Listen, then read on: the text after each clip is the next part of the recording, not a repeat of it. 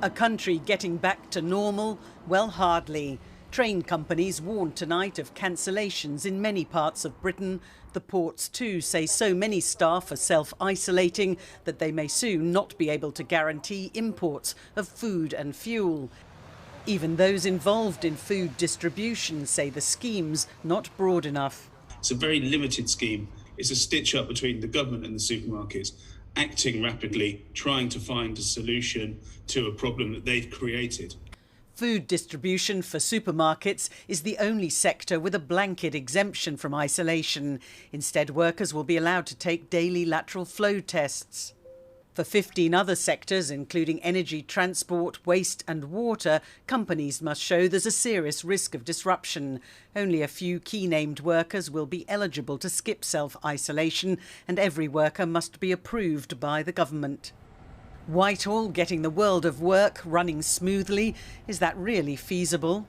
How do you run a train service with just a few key roles protected?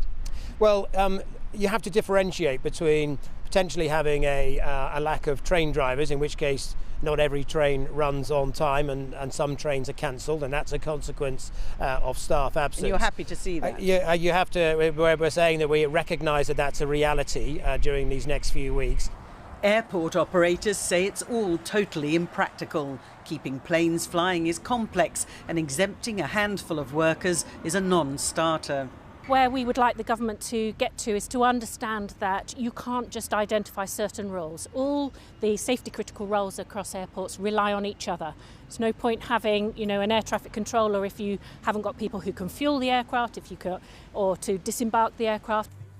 But ministers say the battle against the virus is far from over, and they're resisting pressure to bring forward plans to allow all double vaccinated people to escape self-isolation. Libby Vina, News at 10, Westminster.